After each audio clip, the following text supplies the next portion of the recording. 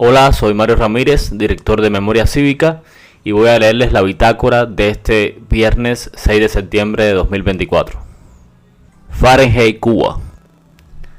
¿A qué temperatura social se inflama y arde una nación? ¿Se acuerdan del 349? Yo sí. Está todavía allí como el dinosaurio de Monterroso. Pero lo peor no es la numeración de ese decreto ley, uno de tantos salidos de la genialidad leguleya del régimen. Desde la muerte del mayor en la dinastía Castro, la continuidad ha acudido al papel para intentar amordazar a la sociedad. Claro que a aquel no le hacía falta, pues, dictador de la vieja escuela, dictaba órdenes, no leyes. Mejor dicho, las leyes estaban, pero lo que regía el estado de cosas en Cuba era el capricho del mandamás jurásico. Con el 349 las cosas no salieron como esperaban. Llegado al poder, Raúl Castro ensayó unos lineamientos para la agonizante economía del país, que hace unos meses fueron derogados en silencio, resultando igual de inútiles que la posterior tarea de ordenamiento, el reordenamiento económico y otras curvas imbateables.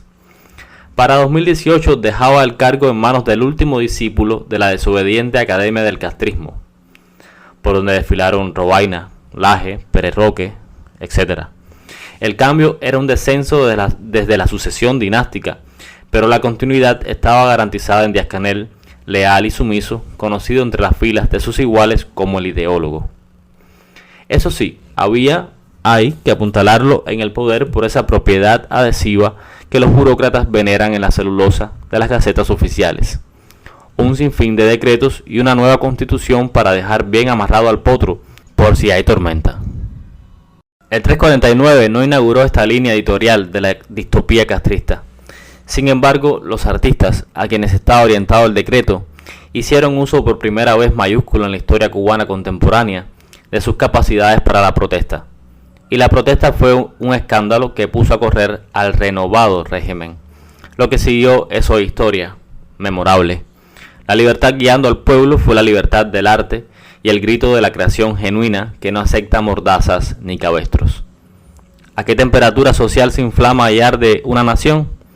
Pues parece que no hace falta demasiado. En pocos años de fustigar el papel con las quemaduras del sol del socialismo, la nación se reveló el 11 de julio de 2021. Una debilidad, una falla en el sistema. Serían necesarios más decretos.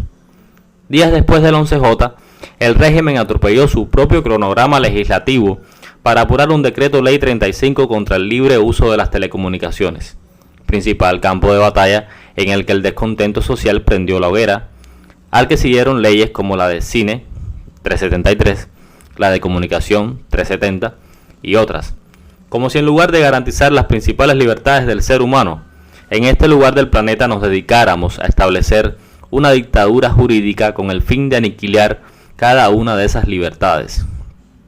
En Cuba hay calor, para colmo apagón. También hay bomberos como los de la novela de Bradbury, ocupados en quemar el pensamiento y la cultura. Todavía se emiten decretos, aunque ya no son noticia en un país que se debate entre la supervivencia y el éxodo. Pero ojo, si unos pocos que malgobiernan esta isla quieren estatuir por escrito la falta de libertad, recordemos que la libertad no está en esa ni en ninguna letra que gobierno alguno haya inventado.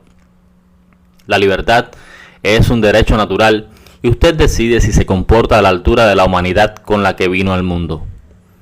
Con esa humanidad hemos creado la idea de la justicia, y allende el mar que separa nuestra aldea, otros pueblos hablan de democracia.